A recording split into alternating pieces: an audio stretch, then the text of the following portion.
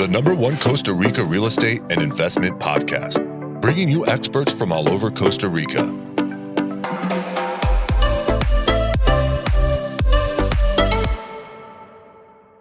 Good morning, guys, and welcome to episode 125 of Costa Rica Real Estate and Investments with me, your host, Richard Beckson. I hope everyone's doing well and enjoying the cold up north. It's nice and warm down here in Costa Rica, not a cloud in the sky. So today we're going to be talking with Jerry Werth of Pura Vida Drilling. He's been in the water drilling business since 1986.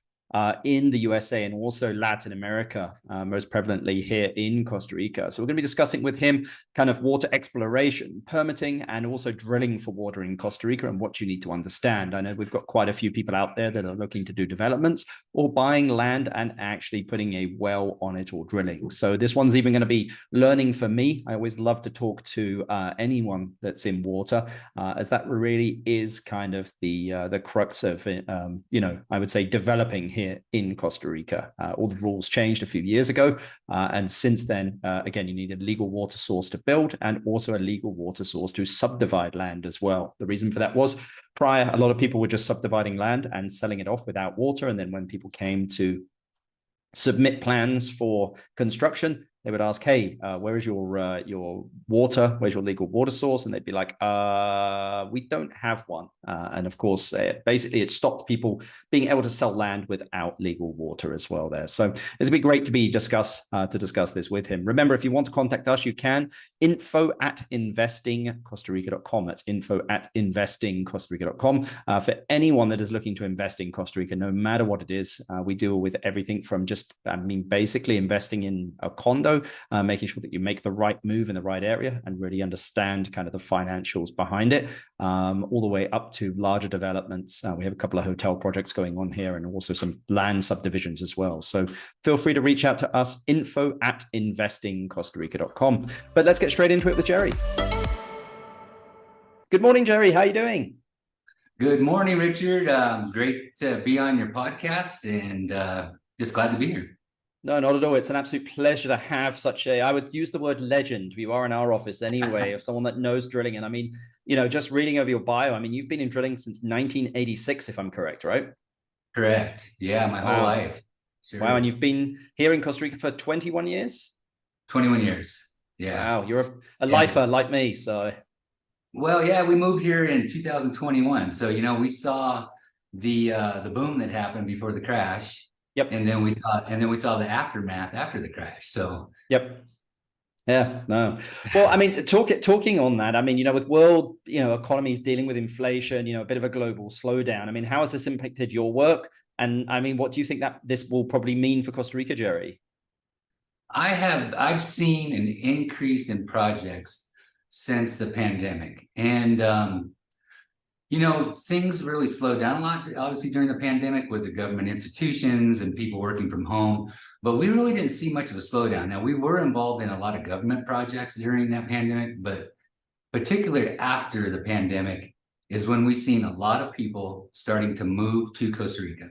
And we're seeing Americans, Canadians, we're seeing people from Europe, some Chinese. It's a whole conglomeration of different people that are moving here, and it's really taken a different turn from the boom of 2008, because 2008 was more like, I always considered it the wild, wild west. You had people coming out, the rules weren't really clear on how you could provide water to property. So a lot of guys were coming up, buying 100 hectares, getting a second on their homes in the United States, wherever they were, and buying the property, build an entrance, bring in electricity, drill a well, and then say, okay, I'm going to start selling lots. And it didn't work out too well. So because of the regulations and things like that.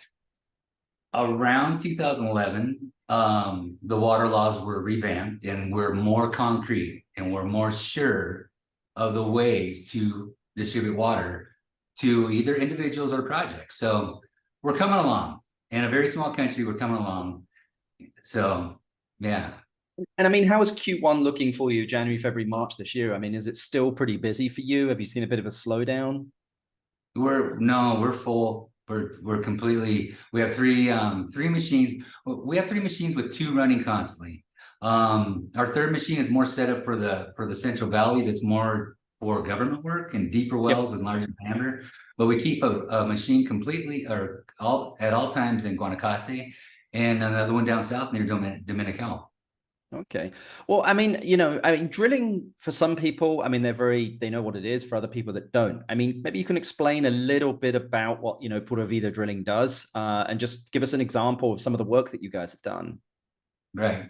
We're a full service drilling company. And so we obviously specialize in drilling, but we also do all types of pump installations. We have 2 people on our staff that only do concessions and water well permits.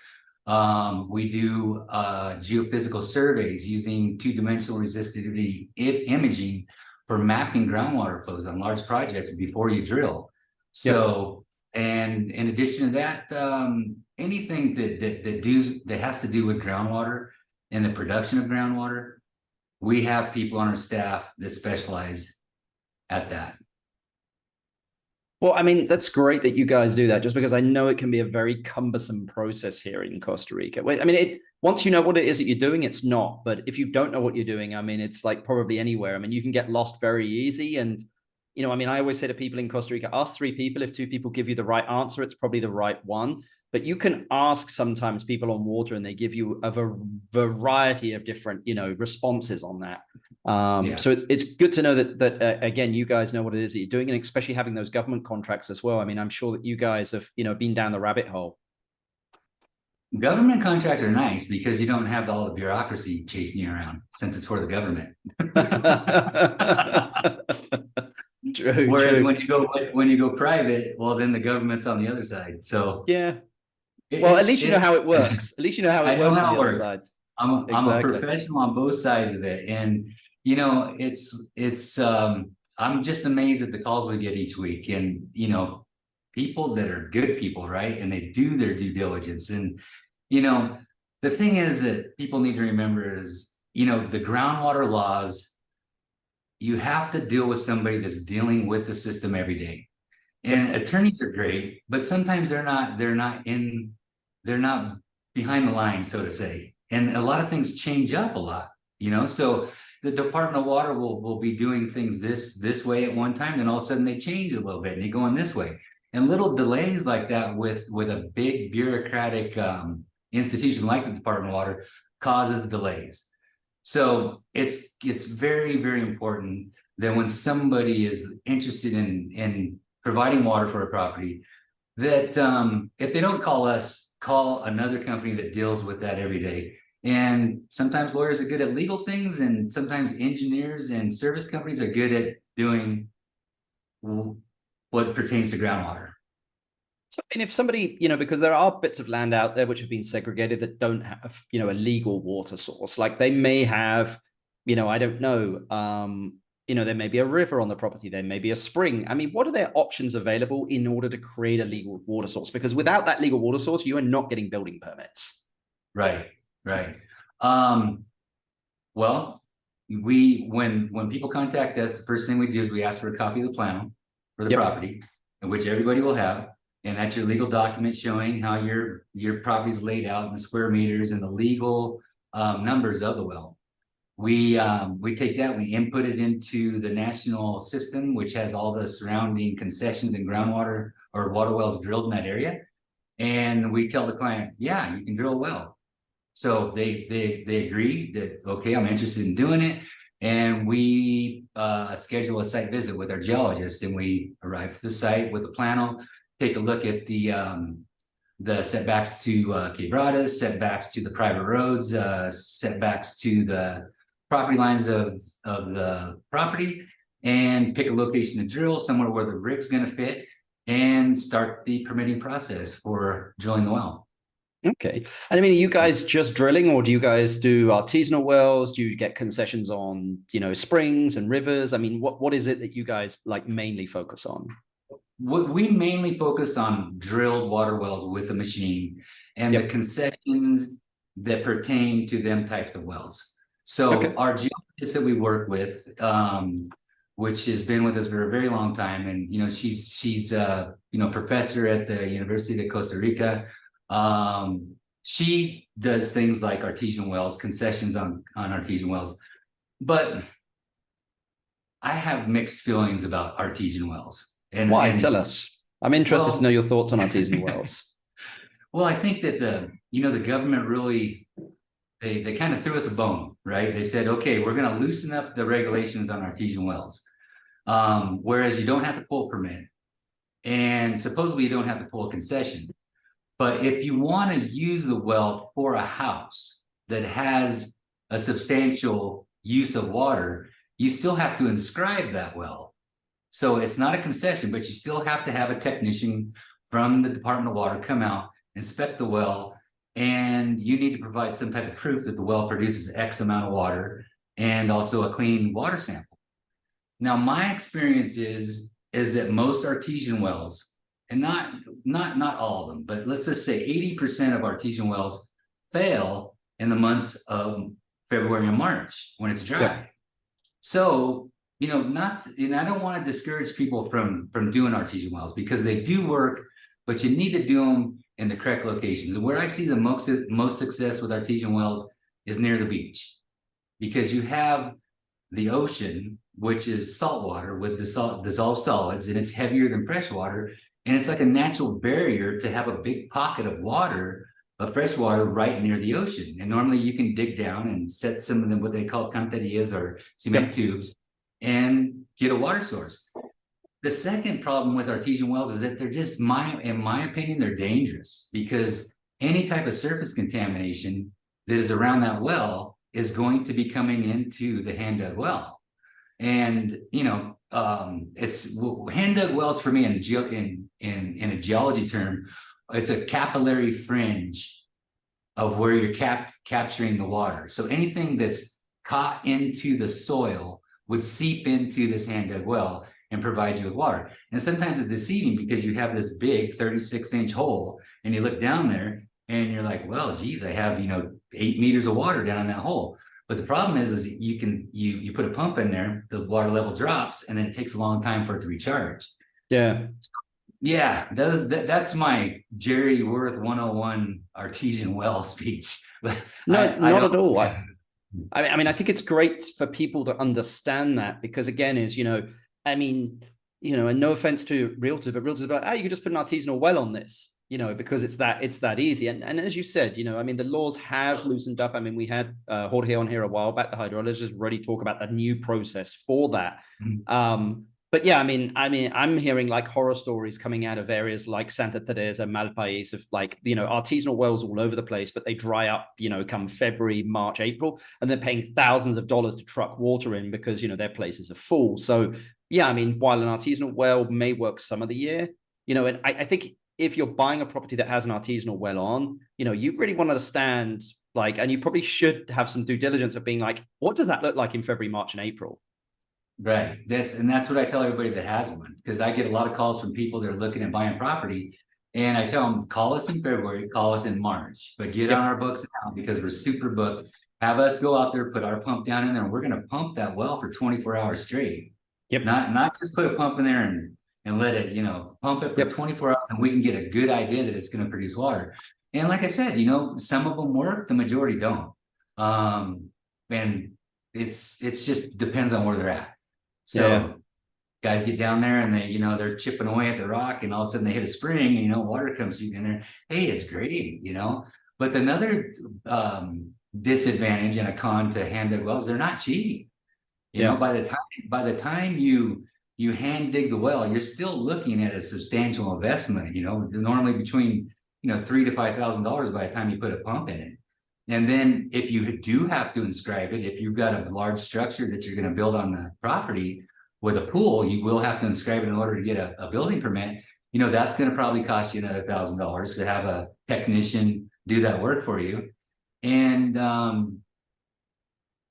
it's for the risk of something that may not work for you. So then you call us and you say, hey, Jerry, I got a hand dug well and it went dry and it's inscribed. Well, then it's a whole nother process that we have to do before we can even start the permit. So now we have to send a crew out there, legally abandon the hand dug well, register that with the Department of Water, which they have to take out of their system, okay, the hand dug well's not there anymore. And then we can start the water well permit for the permanent well, which is going to set you back, 6 to 9 months and sometimes. Yeah. And I mean, how much, I mean, I don't know whether you're able to kind of give us an idea, but I mean, how much is a drilled well going to cost? Drilled wells, and it all depends, and I'll talk to you in terms of a domestic water well. So Yep. that would be a well that's going to be fully cased in either 5-inch or 6-inch PVC. Standard water well casing, with the water well type slots in it that come from a factory. They run anywhere from $10,000 to $30,000. And it all depends on the depth of the well. You get up in the mountains and you're drilling 160 meters, 200 meters, you're going to be between that $25,000 to $30,000 range. You come down low and you were drilling like a 50 to 60 meter well, you're 10 grand or less. Yeah. So that's how that all works out. Well, I mean, I think it's good for people to know, because I mean, it is, because you guys also do wells basically for kind of like, subdividing land as well in condominiums. Do you guys also do that type of drilling? Right. We do that a lot in the Central Valley, whereas the horizontal condominium laws are more pertinent here than in the coastline. So that's that is our other, we call that the commercial side of it. Yep. So most of them wells are drilled in a larger diameter, usually the wells cased off in either between 8-inch and 12-inch casing. Casing size for the owner gives them the ability to put the size pump they need inside the well. So for instance, if you have an 8-inch well, you can put up to a 60 horse, and 10 horse, you can go up to 150 horse. And, as you increase the casing size, the larger the submersible pump you can set inside the well. Okay. I mean, what are the areas of Costa Rica that you guys are mainly working in? I mean, you mentioned Guanacaste there, you mentioned Dominical, but I mean, are there certain specific areas that you're just spending a lot of time working in at the moment? We are constantly, most of our work is in Guanacaste, in the southern zone of Jaco, south of Jaco. Okay. So not so much in Jaco, but Playa Hermosa going south. And we drill all the way down to Puerto Jimenez, for instance. Wow. We drill around the whole country with the exception of Limon. And it's far. And there's some drillers that are local there, and the wells are very shallow, and they're it's pretty simple drilling. So it hasn't really developed in much of a market for us. But I mean, we do the pineapple plantations of San Carlos, the housing projects of San Jose, all the way to projects and residential wells in Guanacaste in the southern zone of Jaco. Wow. I mean, it's great that you're all over the country, just because it gives you that perspective, and I mean, I think that's what important is, to have that perspective. And that kind of comes to my next question, but like, which areas of Costa Rica, have seen the biggest growth since the pandemic, from your work? I mean, which are the specific areas? I mean, did you a lot more work in Osada or Santa Teresa or in Flamingo? I mean, which specific beach towns for you have just seen so much growth since the pandemic? Yeah, everybody's moving to the mountains, Richard. So hey, I love the mountains. And that's what we're seeing. Back pre-crisis, between 2005 and 2008, everybody was concentrating near the beach. And that has its pros and cons. It depends on what you like. But everybody is now moving to the mountains behind the beach, where they're still 5 to 10 minutes away, cooler weather, better views, and you're not dealing with the humidity and all the things that come with the beach. But I mean, seeing it in obviously Nosara, Ostional, San Juanillo, those are the big spots in Guanacaste. You go down to Santa Teresa, Malpais. They're working on an aqueducto that's coming from Cobano, that's going to Santa Teresa, and it seems like it's very interesting and working out very well. But we're also getting calls from people that are buying property in the mountains in Santa Teresa and also Malpais. So, and the same goes for Playa Hermosa right now. South of Jaco is booming. There's a lot of things going on there. And the same thing with Ubita and Dominical. Yeah. Yeah, it's just amazing that how it's kind of forming in pockets. But I agree. I mean, a lot of people are looking for that like 1,000+ elevation, because as soon as you start to get up there, temperatures drop a little bit, the winds start to blow. I mean, if you get high enough, you don't need AC, because I've had clients who are just like, I don't want AC. I moved to Costa Rica thinking I was going to be a beach guy until I went down to the beach. Man, unless you're surfing, man, the beach is it's a harsh environment to live versus going up about if you go up 300-400 meters, not even that, really 200 meters above sea level. It's a microclimate. It's cool. You have there's not the humidity. Your appliances last longer. A whole bunch of just benefits. And like I said, a lot of people just love that opportunity to wake up with a sunrise and go to bed with a sunset. And the views in Costa Rica, especially the areas south of Jaco, have some of the most wonderful views you ever see in your life. So. Yeah, I mean, I was up in Tinamaste, Platanillo, the Diamond Valley, all up there last week. And, we saw the sunrise and the sunset. And I mean, just those valleys, the kind of clouds rolling off the top of the mountains there, the ocean. I mean, Costa Rica is just full of tons of microclimates and just beautiful views everywhere. Yeah, definitely. And like I said, Tinamaste, we just came back last week from Platanillo near the big waterfall that's there. Yep. We're doing a project for a local asada there, and it's wonderful. It's beautiful. Rolling green hills with the ocean in the background. Yep. So, and it green most of the year round as well. Yeah. And I was surprised I really thought in the last 10-15 years that the prices would increase dramatically. Yeah. And there's a lot of value out there right now. There was 1 hectare lots with ocean views and also sunset, sunrise views that were under 100,000. And that, gosh, I don't know if you've checked out the prices in the States lately, but I mean, that's value. Yeah, I agree. I mean, again, I think as long as you're able to hunt for it, or you know someone that kind of knows someone, I typically find, again, anything that's listed usually has a premium on it. But if you can drive around sometimes, or someone, we do a lot of stuff ourselves. We find stuff with locals, that's not listed and doesn't have that premium on it, so that anyone investing here is able to get that. They're the ones gaining, on that price difference. Right. No, that's we picked up a couple properties ourselves over the last few years, and we have one that's 20-30 hex, and not important to size, but the best values are exactly what you say.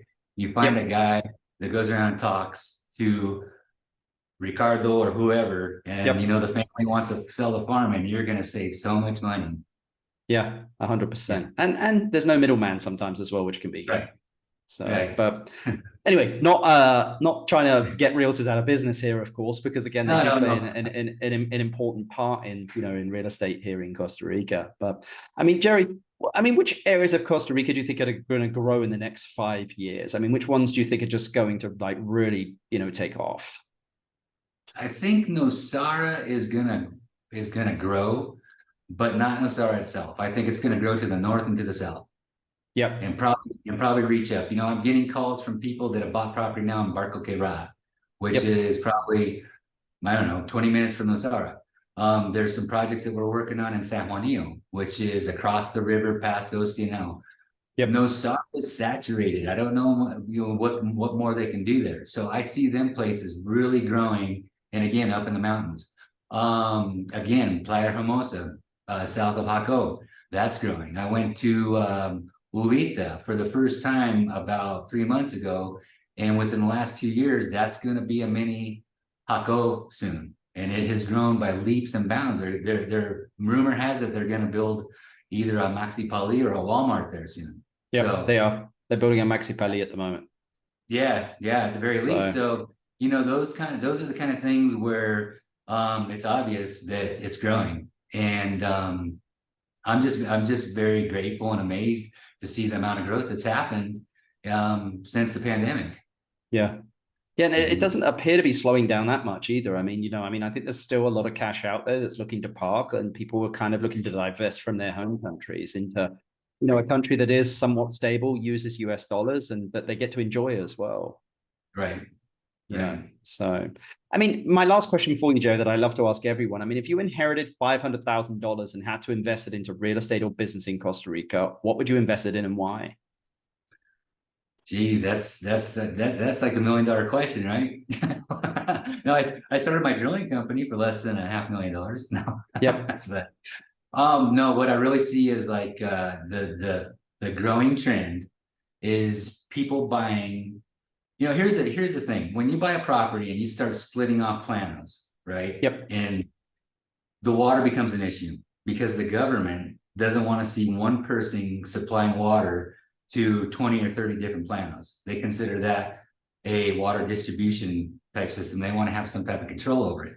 But what I'm seeing with people that have, you know, $500,000 is they're buying maybe 4 or 5 hectare property, okay, and building small, what's the word they use? Not the tiny homes, but they're building small studio type structures on them for the digital nomad community, which is growing by leaps and bounds here. And they're able to lease them or rent them out or lease them out long term. And also, if they're in a desirable area, they can Airbnb them. That seems like a growing trend, and also for, you know, investing your money for later on, hopefully flipping your property or keeping it for the rest of your life, and also providing a monthly income. Yeah. Yeah, I mean, I think that's great. I mean, Jerry, if you're looking at one of those hectare farms though that doesn't have water, I mean, what are your options in order to be able to subdivide? Because unless you have a legal water source, you can't subdivide, right? No, and that's why it's fairly easy for us to drill well on them properties, because you're not well, when I'm talking about a property like where you put multiple units on one plano, that Yeah. would not be True. subdivided. It would be a Yep. tourism. Yep. As far as subdividing projects, that's where things get, and where owners really need to be aware of the laws. And you know, we have a really great president here right now, Rodrigo Chavez, and he's really Yep. pro investment. And I hope that he gets a hold of this podcast, because if there was just a few little tweaks we could do in the regulations, it could really open up this whole issue with water to a different level. And I don't want to say that water is a problem. Water is not a problem. We can get you set up with water. Well, but the thing to keep in mind though is, like, if you're going to buy a property and you're going to drill a well on it, you legally can provide water to the plano that the well's drilled on, and to another plano. And it doesn't Yep. necessarily need to be a neighboring plano. So 2 planos, and it's not important the size, can share one water well. And a lot of that also depends, you know, on the amount of water that the well produces. Now, what we would like to see, and really what should happen, because it's the world standard, is that should be bumped up a little bit, maybe 5 planos put on one Yep. well. And still, them 5 people can form a little association, or like a junta directiva or a board of directors, to manage that water system. Once you go past that, then you look at 2 different options on how you're going to get water. If you're a project, you can drill a well and donate it to the local ASADA, if there is one.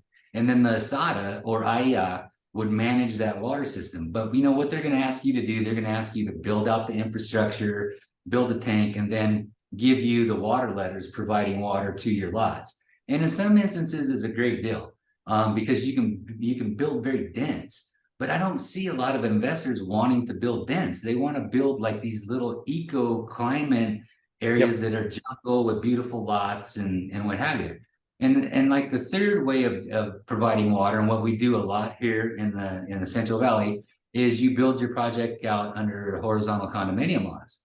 Now, people are like, okay, well, that sounds great, you know, but if you look, you know, we both live here in the Central Valley. When you're driving around, you see a gated community, that's a horizontal condominium. It doesn't actually mean you're going to build condominiums, but that's how they name it. So you have a property, and say you have 50 lots on it. So that horizontal condominium will need to build out in accordance with the horizontal condominium laws. But that's going to include curb and gutter, fire hydrants, some overhead lighting, maybe some access points for handicap. It's going to be your standard US subdivision, right? Yep. And that, a lot of people take advantage of that, but there's an increase in your development fees.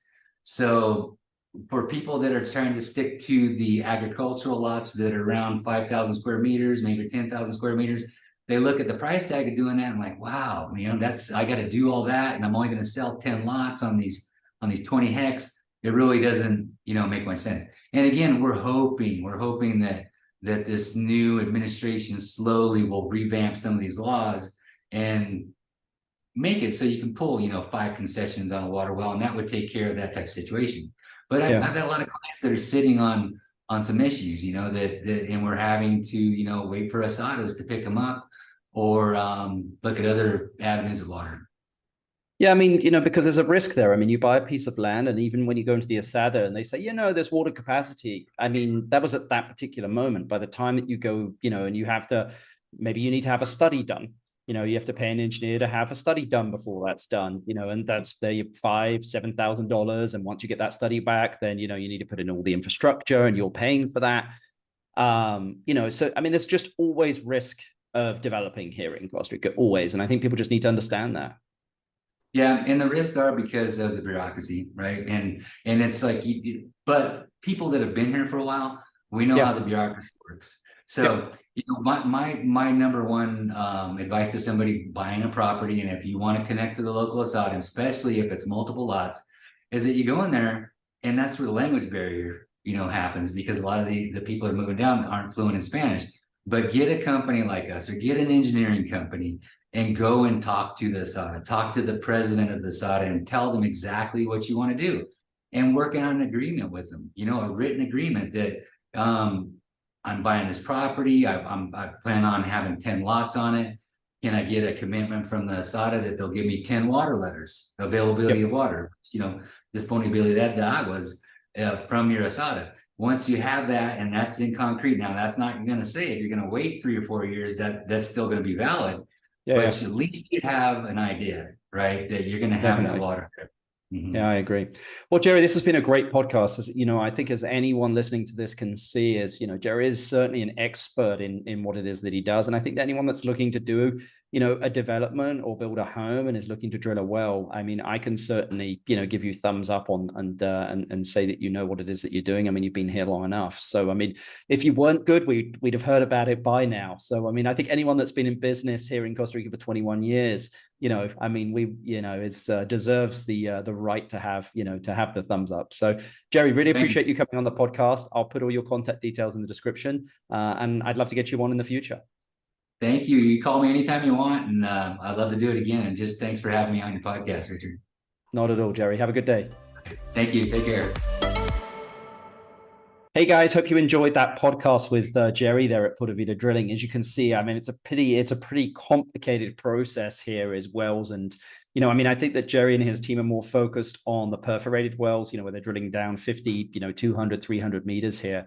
And especially for, larger homes and development. So, I mean, I think anyone that wants to reach out to him can. All of his contact details are there in the description, and it's Pura Vida Drilling.